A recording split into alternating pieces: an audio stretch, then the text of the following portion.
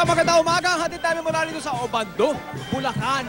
Ito na, puno ng sayawan ang aming umaga ngayon dahil nga ito na ang pista ng Obando. Ang nakikita nyo ang ginagawang tradisyonal na sayaw ng Obando bilang pagbibigay pugay kay Santa Clara.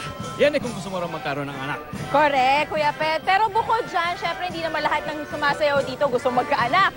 Dahil meron din tayong mga kapuso dito na nagpupunta para naman magdasal kay Nuestra Señora de Salambao.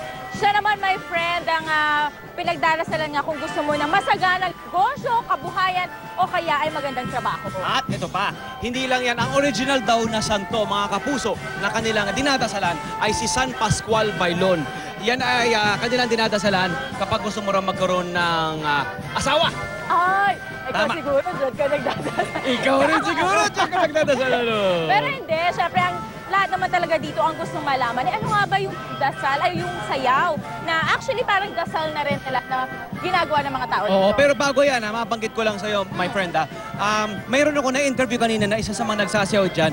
Nagsasayaw siya, babae siya. Oo. Nagsasayaw simula nung 6 na taong gulang pa lamang siya. Oo. Wow. Oo. Maging mga bata, no? Parang naging panata na. So ito na, my friend, tulad nga na nabanggit ko, syempre gusto natin malaman, ay ayan yung mga santo. Oo, Tingnan tapos yung natin. naririnig ninyo, nakikita ninyo, ay ang looban ng simbahan. Ongoing po ang misa ngayon dito sa simbahan ng Obando. Hudyat yan ng pag-umpisa ng pista ng Obando. Yan ang nakita na iba't ibang mga santa, mga Santa Clara, si Santa Clara, sina Santa... Sa Señora de Salambao. Oo, Nuestra Ayan. Señora de Salambao. At syempre, San iba't iba Pascual mga santo. Bailon. San Pascual Bailon. Ayan, nakikita ninyo mga kapuso. Okay, Kanina so ito pa na. ongoing ang misa na yan eh. Oo, nabibitin ako sa ating sayaw. Gusto ko na talagang malaman kung ano ba yung mga steps, no, na ginagawa nga ng mga pumupunta dito sa Obando. At para malaman niya, syempre kasama pa rin natin Ang ang ating dance diva, Regine Tolentino. Good morning, Reg! Ayan, eto na mga kapuso. Nako, papi, ingat ka. Siyempre, para naman sa atin lahat, para sa ating fertility dance, ituturo ko po sa inyo ang mga basic steps na ginagawa. So, umpisa na po natin sa Indayog ng Puso. This is Lord, I believe. Ganito lang po ating mga kamay. Waltz lang to the side. Pananampalataya sa patron. I believe in the Lord. Yes. Ang next step po natin ay ang hayon. Lord, give me child. Yes. Ang next step po, indayog ng pagtanggap, meaning pagtanggap na ikaw ay magdadalang tao. Hands up at imamassage ang tiyan. Next po ay ang lateral step. Side to side lang po to. Lord, I claim it.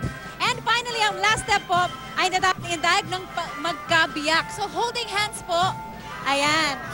Lord, we surrender.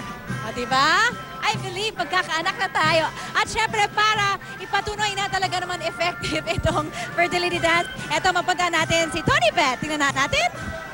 Sayaw. Alright. Maraming salamat, my friend. Okay, mayroon tayo dito, Monica, kasama si Mami Marina Contreras. Matagal na daw siya nagsasayaw sa pista at nagkaroon po kayo ng anak. At ito po naging bunga, si Sir Dominic. Kailan po kayo nag-umpisa magsayaw? 4 na taon na kaming kasal bago ko na mag-siyam sa mahal na patron namin San Pascual. Opo. Tapos po kayo po sa unang pagsasayaw nyo po, unang attempt po ng sayaw, nagkaroon na po kayo ng baby? Ako. Opo. Nagpasyam muna kayo. Oo. Pagkatapos po noon, yun nga po, nagkaroon na po kayo ng anak. Sa kami sa kapistahan dito. Maganda yung kwento ni Mami kasi daw, napanaginipan nyo muna 1 month after kayo magsayaw. Hindi, bago ko nag-test. Matapos na yung yung pagsisiyam sa akin San Pascual. Opo. Saka ako nagbuntis. Opo, ayun. So, ito nga po si Sir Dominic nagsasayaw na rin bilang pasasalamat. Tama po ba? Maliit pa siya. Okay na okay. So, ito ba yung marirecommend nyo sa mga gusto magka-baby? Opo. Opo? Opo, very good So, ito pong ginagawa nyo, taon-taon po kayo nagsasayaw. Bilang pasalamat. Akala ko gusto nyo pa po magka-baby Bilang pasalamat na patron namin. Nagsasayo. Okay, nininervous si Mami, nanginginig pa ang boses. Kala ko emotional Okay, Mami, maraming salamat. Congratulations po Okay, sana po kayo po magka-baby na rin agad-agad Meron na. Meron na! Aba, yun pala naman, okay. Maraming salamat po.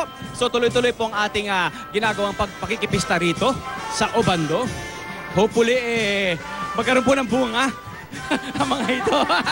Darasal. Oy, hindi naman lahat anak ang pinagdarasal. Marami rin mga wishes na Oo. natutupad dito. Okay. Sinabi mo, my friend, eh. Parang may halong pangamba. Okay. Maraming salamat po sa mga taga-Ubando sa inyong pag-imbita sa amin. Babalikan niyo po kami mamaya. Papakita natin ang iba't ibang mga selebrasyon at aktibidades dito sa pista ng Ubando. Back to studio!